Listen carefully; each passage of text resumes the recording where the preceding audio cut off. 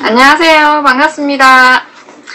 오늘은 이 가정 속의 금맥이라고 하는 이 책에 대해서 100마디 말보다 보여주는 것이 더 확실할 것 같아서 요거 오늘은 책으로 리뷰해 보겠습니다.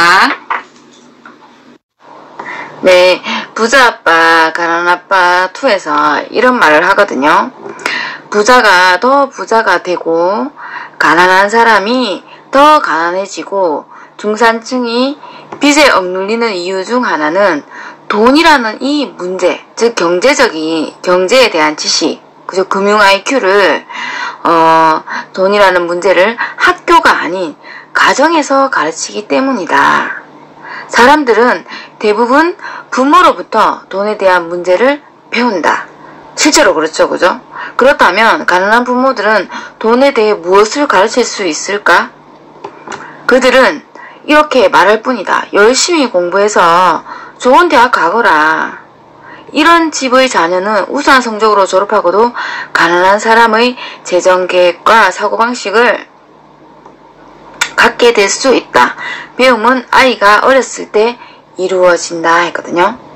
그래서 가까이 있는데 너무 멀리 찾아다닌다는 거죠. 사실 사람 인생도 그렇잖아요, 그죠? 자기 가정 안에서 행복을 찾지 못하고 막 밖으로 돌아다니는 사람 있죠. 다른 사람한테 잘하는 사람. 그런 사람은 결국 모든 걸 불행하게 만들잖아요. 그래서 가정에 있는 것에 대해서 이제 여기 결론 내볼게요. 자산과 수입은 다르다. 매년 높은 수익을 올려도 그것은 다 써버리면 자산을 축적할 수 없다. 다만 윤택하게 살 수 있을 뿐이다. 자산은 지출하는 것이 아니라 쌓아야 만들어진다 했거든요. 그러니까 진짜 부자가 되고 싶으면 수입에 못 매달 게 아니라 자산을 만들 수 있는 방법을 배워야 된다는 거죠. 그런데 이 집안에 숨어있는 금, 이것이 자산을 만들어준다는 거거든요. 그럼 자산을 만들어준다는 거는 그 자산으로 인해서 평생 먹고 살 수 있다는 거예요. 그래서 굉장히 중요한 내용이거든요. 그래서 이제 집채만한 크기의 새처럼 하늘을 날지만 우리 눈에는 보이지 않는 게 있습니다. 그게 뭘까요? 남자분들은 잘 알죠? 예, 바로 스텔스 폭격기라고 불리는 군용 비행기예요. 근데 그 이름은 원래는 B2 폭격기인데요. 적의 레이드에 감지되지 않는 특징 때문에 스텔스라는 별명으로 불리고 있어요. 스텔스 폭격기의 표면은 불규칙한데 이는 전파를 레이더 안테나로 들려보내는 대신에 대기권 밖으로 밀어내기 위해 고안된 것입니다. 덕분에 스텔스 폭격기는 집채만 크기에도 불구하고 레이더에 잡히지 않는다. 그럼 이와 비슷한 수수께끼를 하나만 더 풀어보자. 집안에 가득 채우고 있고 그 가치가 수만 달러에 이르는데 눈에 보이지 않는 것은 무엇일까? 정답은 스텔스 자산이다. 사람들이 소유하고 있는 자산, 즉 소매점에서 구입한 집안의 물건들은 스텔스 폭격기와 같은 스텔스 폭격기와 그 가치가 비슷하다. 그 소매 자산의 가치는 집채만큼 거대하지만 사람들은 대부분 그것을 알아채지 못한다. 그들의 마음속 레이더가 그것을 잡히지 않기 때문이다. 그래서 이걸 스텔스 자산을 잘 차곡차곡 쌓고 모으면요. 이 뒤에 뭐라고 알려주고 있냐면 월마트만큼의 개인이 월마트만큼의 거대한 유통 네트워크를 가질 수 있다. 이렇게 알려주고 있거든요.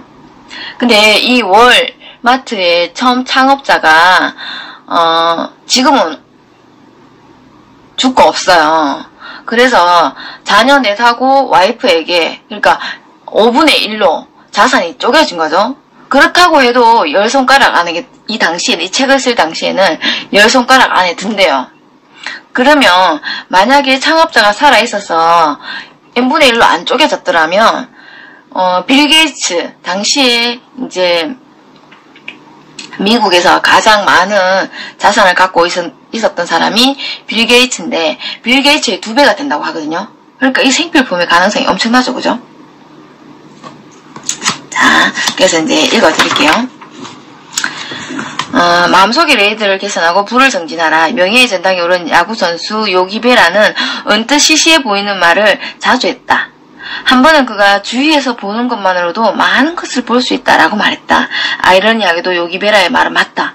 무엇을 알아차리려면 그 전에 주위에서 봐야 한다. 다시 말해 진정으로 보려면 마음을 열고 같은 대상도 낡은 방식이 아니라 새로운 방식으로 바라봐야 한다. 당신의 시야를 넓히고, 이러면 공부를 해야 되겠죠, 그죠? 지식과 정보를 가져야겠죠, 그죠? 넓히고 진부한 마음의 레이더를 스텔스 자산을 감지하는 최신 레이더로 바꾸면 당신은 즉각 집안 곳곳에 금으로 가득 차 있음을 알게 될 것이다. 그래서 그 금이라는 것이 어떤 것들이냐면 이런 것이에요. 세탁실 안에 들어가 선반에 놓여있는 숨은 자산을 확인해보라. 세탁용 세제, 세정제, 섬유유제, 표백제, 얼룩제거제, 분무기, 또 다용도 세정제, 이거 누구나 다 있잖아요, 그죠? 그래서 소매점에 빼앗긴 권리를 되찾아라. 그래서 이 소매점에 빼앗긴 권리를 내가 되찾으면 개인형 월마트를 만들 수 있다고 알려주고 있거든요. 그래서 최지연 아메이 이렇게 검색을 하면 요거거든요. 게임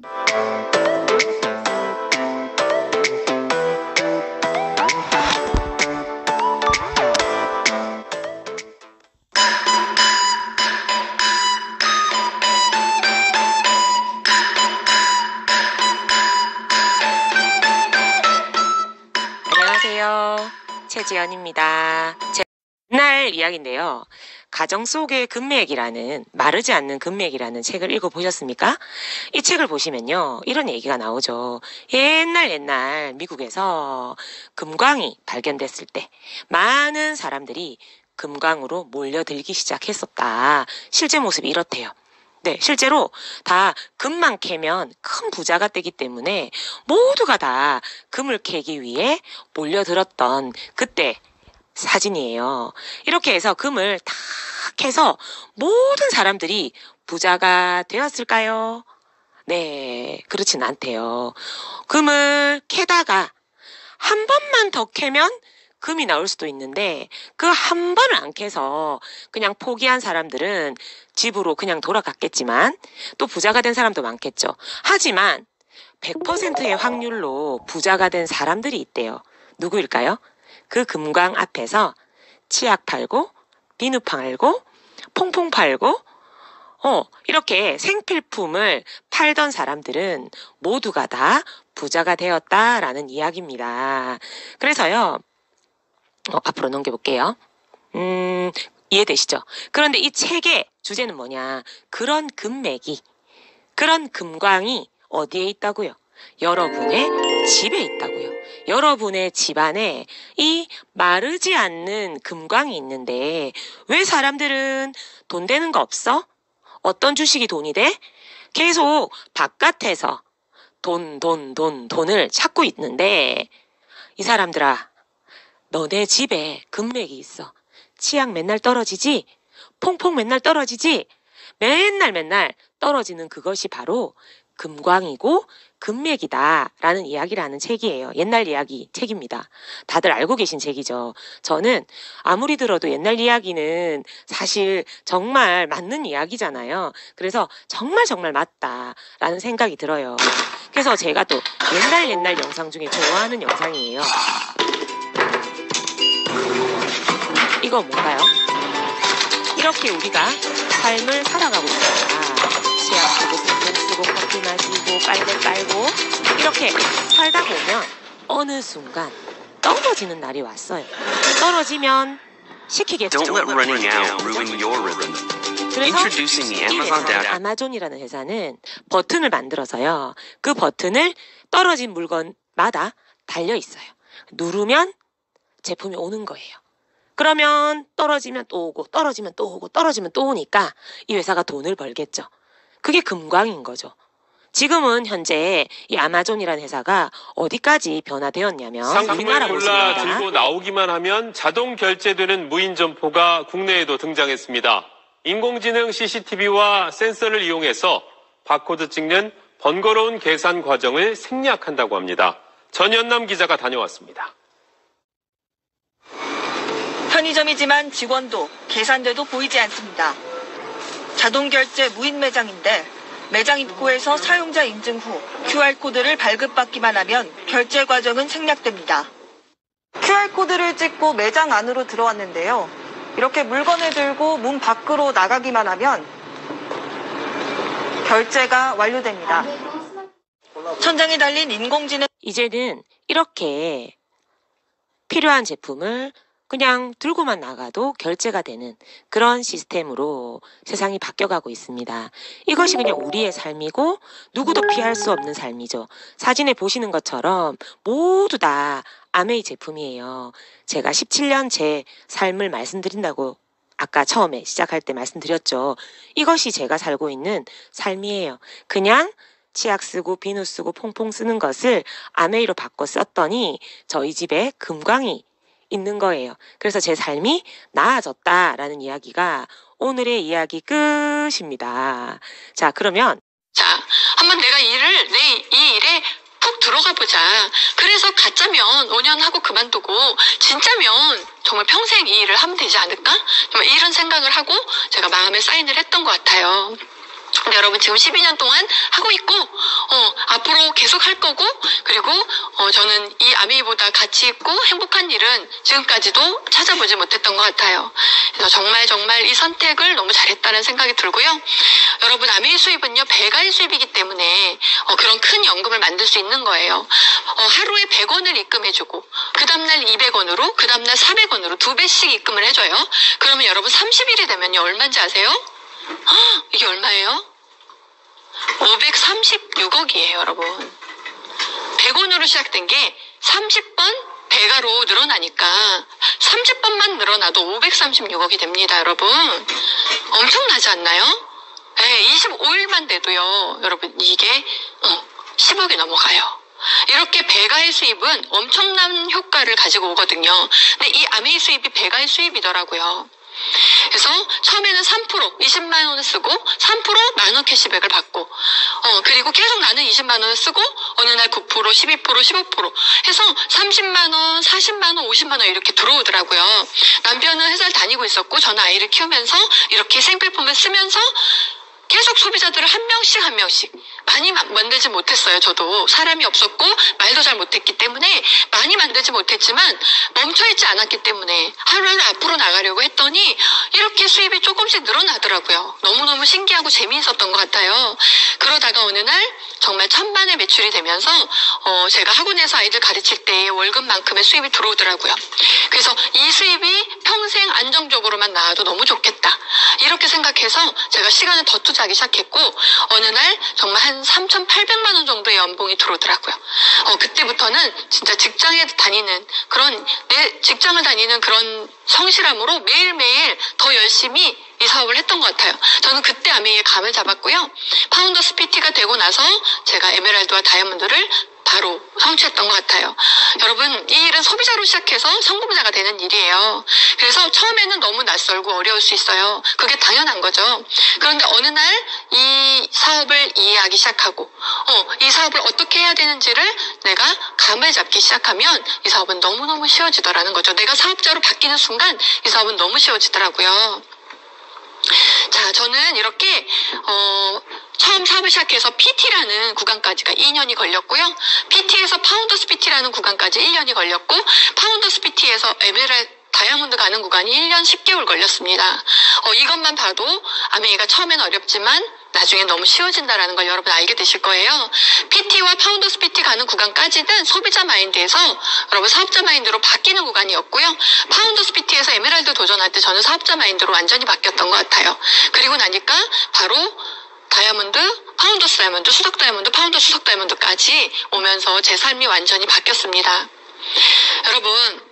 여러분들은 여러분 집에 금광이 있다는 사실 알고 계시나요? 여러분 집에 금광이 있습니다. 우리는 남의 금광을 캐주고 돈을 받는 일을 했던 거예요. 그런데 내 가정, 내 집에 금광이 있다는 이야기를 이곳에서 들었어요. 저는 그것도 굉장히 충격적이었어요. 우리가 이 금광을, 우리 집에 있는 금광을 다 대기업에 주고 있다라는 거죠. 이 책에 나와요. 하우스홀드 골드라는 책에 가정 속에 숨겨진 금매, 우리 집에 숨겨진 그 금광을 내가 찾아오는 거. 이 생필품. 이것을 내 가정 거를 내가 내 마트에서 사용하고 그것을 사람들에게 알려주는 일로 수입을 만들 수 있다라는 이야기가 굉장히 신선했던 것 같아요. 그런데 이것이 이런 미팅장에서만 이야기한 것이 아니라 이렇게 미래를 예측하는 경제학 박사들도 입을 모아서 모두 다 앞으로는 소비자가 부를 창출하고 앞으로는 프로 소비자가 지식 정보를 가지고 판단하는 시대가 온다. 그리고 프로듀서와 컨슈머라는 단어의 합성어 프로슈머라는 단어가 이 부의 미래나 이런 경제학자의 책에 나오더라고요. 근데 여러분 제가 공부했던 12년 전과 지금을 비교해보면 이거는 너무 이제 상식이 되어가고 있는 것 같습니다. 여러분도 모르고 하는 그런 행동들, 그 행동을 일으키는 것이 뭐냐면 우리 마음에 있는 고정관념과 학습되어 있는 그런 생각들이라는 거죠. 그래서 저도 아미를 처음 만났을 때 왠지 친해지면 안 될 것 같고 왠지 따라가면 안 될 것 같고 왠지 들으면 안 될 것 같고 그런 편견을 갖고 살았던 것 같아요. 한 번도 만나본 적도 없었고 한 번도 비슷한 것조차도 만나본 적이 없었지만 왠지 그런 거리감, 거부감을 갖고 있었던 사람이에요. 그런데 저는 잘 살고 싶은 그 마음은 제 안에 가득 있었던 것 같아요. 정말 잘 살고 싶었어요. 제가 아미를 만났을 때 31살이었고 소비자로 한 1년 정도 있다가 32살부터 사업을 시작했는데요. 31살에는 절대 저는 아미를 안 할 사람이라고 얘기했고요. 우리 스폰서님을 정말 문전박대했었어요. 왜냐면 절대로 나는 아미란 건 내 인생에 생각해 본 적이 없었기 때문에. 그런데 제 마음에는 잘 살고 싶은 마음이 있었다고 했잖아요. 너무너무 잘 살고 싶은 꿈이 있었어요. 그래서 20대 때 10대 후반부터 20대 내내 수많은 직업을 가졌었고요. 정말 많은 일을, 돈 버는 일은 힘든 일이어도 마다하지 않고 했던 것 같아요. 정말 무거운 거 나르는 거, 잠 안 자고 일하는 거 저 다 했던 것 같아요. 그런데 정말 아미를 만났을 때 이 아미가 나를 잘 살게 해줄 수 있는 도구란 생각은 단 1초도 하지 않았던 것 같아요. 근데 제가 생각해보면 저는 잘 살고 싶은 마음은 있었지만 제 생각을 바꾸려고 하지 않았던 것 같아요. 그런데 제가 이곳에서 들으니까 생각이 바뀌어야 인생이 바뀐다는 이야기를 하시더라고요. 근데 저는 가난한 가정에서 태어나서 가난한 부모 밑에서 내 주변도 다 가난한 사람이었기 때문에 그냥 가난한 마인드를 가지고 제가 잘 살고 싶다, 정말 잘 살고 싶다 이런 꿈을 꾸고 있었던 것 같아요. 근데 여러분 정말 우리가 지금까지 내 삶에 어떠한 것이 만족스럽지 못하다면 내 생각이 바뀌지 않아서 그렇다는 거. 그러면 쉽게 생각하면 내가 생각만 바꾸면 내 인생을 바꿀 수 있다.